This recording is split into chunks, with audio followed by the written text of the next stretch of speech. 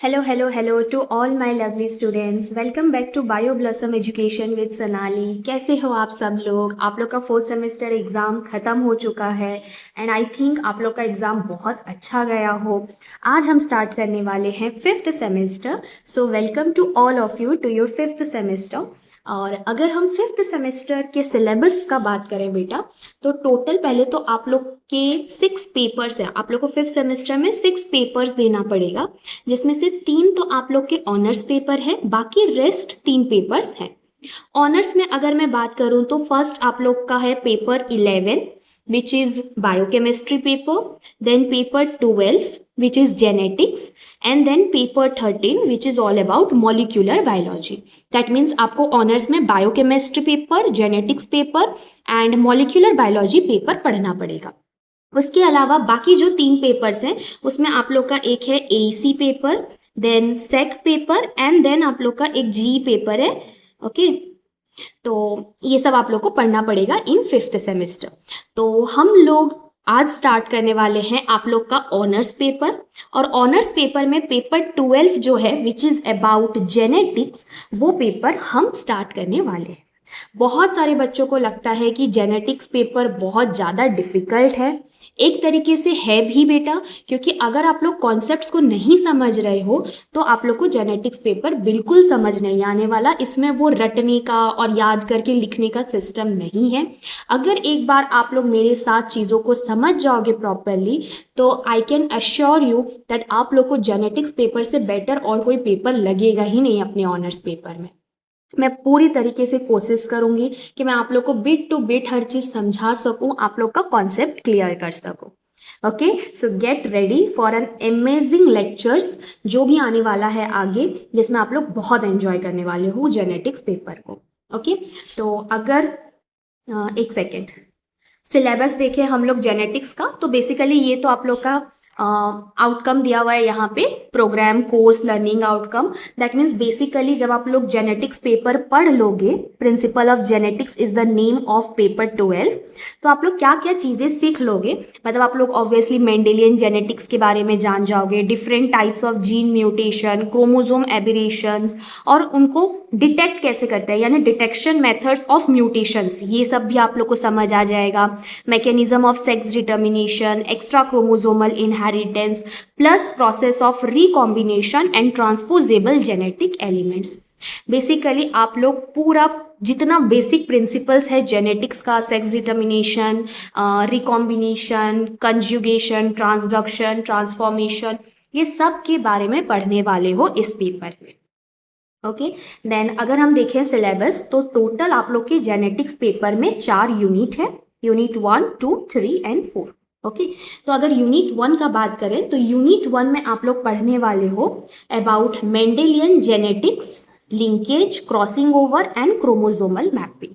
Okay, तो अगर मैं इसमें बात करूं तो इसमें मैं आप लोग को important long question and short notes बताने वाली हूं. ओके, मतलब ये सिलेबस में मैं ही आप लोग को पहले से ही अभी बता दूंगी कि कौन सा यूनिट वाइज लॉन्ग क्वेश्चन आता है एग्जाम में, किसका प्रोबेबिलिटी ज़्यादा है. प्लस मैं शॉर्ट नोट्स भी बता दूंगी जो आप लोग के 5 मार्क्स में आ सकते हैं. रेस्ट फॉर 1 मार्क, 1.5 मार्क्स या 2 मार्क्स, वो हम लोग का जब सिलेबस कंप्लीट हो जाता है तो लास्ट में आप लोग के लिए मैं एक प्रैक्टिस सेशन वीडियो लेके आती हूँ, जिसमें हमेशा मैं 1 मार्क्स, 2 मार्क्स, ये सारे इंपॉर्टेंट क्वेश्चन डिस्कशन करवाती हूँ. ओके, तो वो चीज़ हम लोग यहाँ पे डिस्कस नहीं करेंगे. बस मैं आप लोग को लॉन्ग क्वेश्चंस बताने वाली हूँ और शॉर्ट नोट कौन कौन सा इसमें से इंपॉर्टेंट आ सकता है वो बताने वाली हूँ. तो यूनिट 1 में first important long question is principles of inheritance, जिसमें आप लोग पढ़ोगे अबाउट मेंडल ने क्या एक्सपेरिमेंट किया था. उन्होंने कुछ लॉज ऑफ इनहेरिटेंस दिए, 3 लॉज उन्होंने दिया था, law of dominance, law of segregation, law of independent assortment, वो सब के बारे में, monohybrid cross, dihybrid cross, ये सब चीज़ आप लोग का इंक्लूडेड रहेगा इन प्रिंसिपल्स ऑफ इनहेरिटेंस. और उस हिसाब से ये जो है आप लोग का एक बहुत इंपॉर्टेंट लॉन्ग क्वेश्चन हो जाता है यूनिट 1 से. ओके, उसके बाद जितना आप लोग का दिया है, जैसे कि incomplete dominance, codominance, multiple alleles, lethal alleles, epistasis, pleiotropy, ये सब आप लोग के हो जाएंगे इंपॉर्टेंट शॉर्ट नोट्स. ठीक है, उसके बाद sex linked mechanism of sex linkage या mechanism of sex linked inheritance, ये आप लोग का अगेन हो जाएगा एक इंपॉर्टेंट लॉन्ग क्वेश्चन। ठीक है, उसके बाद sex influenced and sex limited characters inheritance, polygenic inheritance with suitable examples, again ये आप लोग का हो जाएगा इंपॉर्टेंट शॉर्ट नोट। समझ आ गया आप लोग को? ग्रीन कलर से जो हाईलाइट कर रही हूँ मैं वो आप लोग के इंपॉर्टेंट लॉन्ग क्वेश्चंस बन रहे हैं, और जो येलो कलर से हाईलाइट कर रही हूँ वो आप लोग के इंपॉर्टेंट शॉर्ट नोट्स बन रहे हैं। उसके बाद वहाँ पे लिखा है देखो simple numerical based on it. हालांकि ये कभी आज तक आप लोग के एग्जाम्स में आया नहीं है, अगर टाइम हुआ तो इसके ऊपर भी हम लोग डिस्कशन कर लेंगे, बट ये उतना नहीं आता है एग्जाम में, इसके ऊपर हम लोग उतना पढ़ते भी नहीं हैं। ठीक है, उसके बाद नेक्स्ट आप लोग का है linkage and crossing over, again very important long questions. Individually आप लोग को लिंकेज, उसका मैकेनिज्म, उसका टाइप्स वो आ सकता है as long question. Same is with crossing over also, उसके मैकेनिज्म टाइप्स अलग करके भी आ सकते हैं। और क्रॉसिंग ओवर में आप लोग का आ सकता है cytological basis of crossing over and molecular mechanism of crossing over including models of recombination.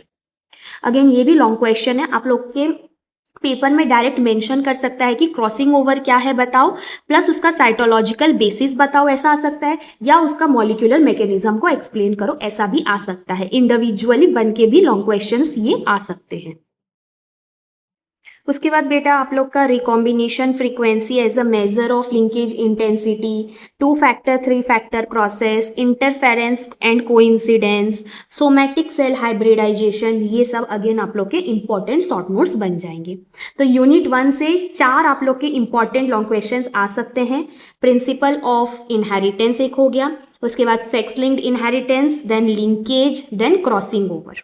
Okay, उसके बाद बेटा नेक्स्ट यूनिट 2 आप लोग का है अबाउट म्यूटेशंस। म्यूटेशंस में इंपॉर्टेंट आप लोग के फर्स्ट लॉन्ग क्वेश्चन बन जाते हैं types of gene mutations, very important long question में आएगा। उसके बाद आप लोग का आ सकता है टाइप्स ऑफ क्रोमोसोमल एबिरेशंस, जिसमें क्लासिफिकेशन है with one suitable example of each, सब हम लोग पढ़ेंगे मज़ेदार तरीके से एकदम। उसके बाद मॉलिक्यूलर बेसिस ऑफ म्यूटेशंस भी आप लोग का एज लॉन्ग क्वेश्चन आ सकता है। ओके, उसके अलावा अगर शॉर्ट नोट देखें तो आप लोग का आ सकता है about UV light and chemical mutagens, या फिर आप लोग को ऐसा भी शॉर्ट नोट में ये भी आता है बेटा कि molecular basis of mutation in relation to UV light and chemical mutagens बोल के, ये शॉर्ट नोट में भी आ सकता है। सिर्फ आप लोग को बोल सकता है राइट अबाउट म्यूटेजेंस, वो भी एज शॉर्ट नोट आ सकता है। उसके बाद डिटेक्शन ऑफ म्यूटेशंस आप लोग के शॉर्ट नोट बन सकते हैं, जिसमें 2 मेथड आप लोग का दिया है, CLB and sex linked visible attached x method. तो दोनों में से कोई एक मेथड भी आप लोग का शॉर्ट नोट में आ सकता है। तो यूनिट 2 में अगर लॉन्ग क्वेश्चन बात करें तो फर्स्ट है आप लोग का gene mutation, second chromosomal aberrations, और third molecular basis of mutations आप लोग का आ सकता है as long question. But again बहुत सारी चीज़ें ऐसी रहती है बेटा, जैसे बहुत सारे क्वेश्चंस ऐसे रहते हैं जो लॉन्ग क्वेश्चन में आते तो हैं बट उसमें उतना लिखने लायक नहीं रहता, यानी वो मार्क फैचिंग नहीं है।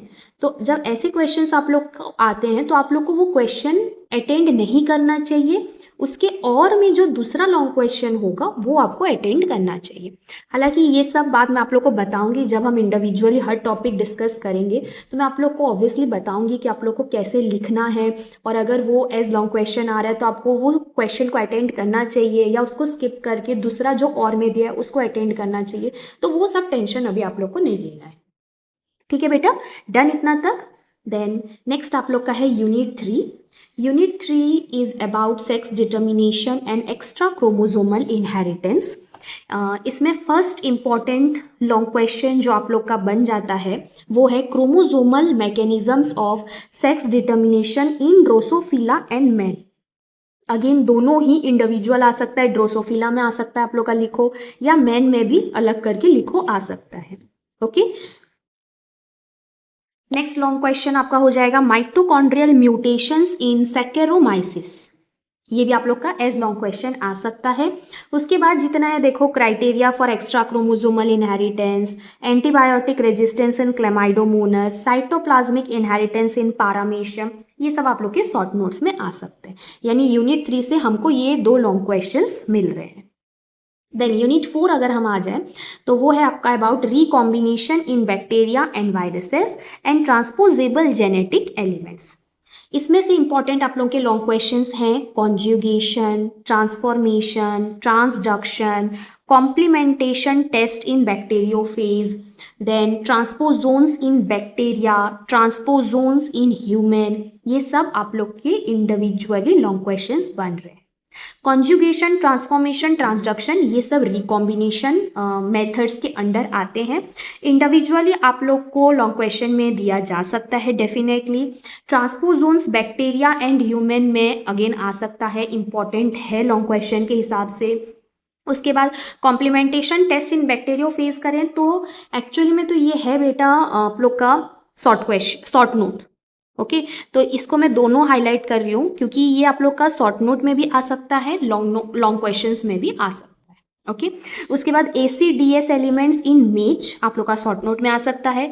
P elements in Drosophila again short note में आ सकता है, बट अगर दोनों को मिला के दे दिया तो फिर वो लॉन्ग क्वेश्चन बन जाएगा। ओके तो उस हिसाब से ये सब आपके इंपॉर्टेंट लॉन्ग क्वेश्चंस बन जा रहे हैं फ्रॉम यूनिट 4।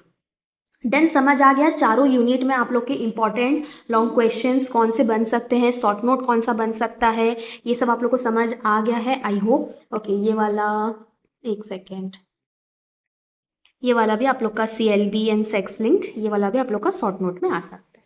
तो आई होप आप लोग को सिलेबस अच्छे से समझ आ चुका है। हमेशा जब भी आप कोई पेपर स्टार्ट करते हो पहले आपको सिलेबस को समझना बहुत ज़्यादा ज़रूरी है। पहले तो आप लोग सिलेबस से गो थ्रू करो, सिलेबस का एक प्रिंट निकालो प्रॉपर या कॉपी में सिलेबस को नोट डाउन करो, बट पहले आप लोग के पास हमेशा सिलेबस होना चाहिए। और मैं तो बोलूँगी हार्ड कॉपी में होना चाहिए, आप तो पेपर में लिख लो या प्रिंट करवा लो, बट हमेशा आप लोग के पास सिलेबस अपना होना चाहिए और उसी हिसाब से आपको अपना प्रिपरेशन स्टार्ट करना चाहिए फॉर एनी पेपर, चाहे वो ऑनर्स पेपर हो, जी पेपर हो, कुछ भी। ओके तो इसी हिसाब से यहाँ पे आप लोग के प्रैक्टिकल्स लिखे हुए हैं, टोटल 8 प्रैक्टिकल्स हैं जो आप लोग करोगे अपने अपने कॉलेजेस में। एंड देन बस इतना ही था बेटा। तो 1 बाय 1 हम लोग सब टॉपिक्स कवर करने वाले हैं starting from unit 1। Next class में हम लोग यूनिट 1 का जो फर्स्ट आप लोग का टॉपिक है प्रिंसिपल्स ऑफ जेनेटिक्स, वहाँ से स्टार्ट करने वाले हैं। एंड बहुत अच्छे से समझाऊंगी, बहुत अच्छे से चीज़ों को बताऊंगी। बस आप लोग अपना नोट कॉपी एंड पेन लेके रेडी रहिएगा चीज़ों को समझने के लिए, नोट डाउन करने के लिए। प्लस बहुत अच्छे से आप लोग को नोट्स भी देने वाली हूँ हर टॉपिक का, hand written notes. Plus telegram channel भी अभी हमने ओपन किया है फॉर दिस चैनल, जिसका लिंक मैं आप लोग को कमेंट बॉक्स में पिन कर दूंगी ताकि आप लोग उस लिंक के थ्रू टेलीग्राम चैनल ज्वाइन कर सकें। तो प्लीज़ टेलीग्राम चैनल ज्वाइन कर लेना, वहाँ पे आप लोग को हर टॉपिक का complete notes free of cost मिलने वाला है। एंड बस इतना ही आप लोग से आज डिस्कस करना था इस लेक्चर में, इस वीडियो में। तो see you all in the next class. Thank you, bye bye.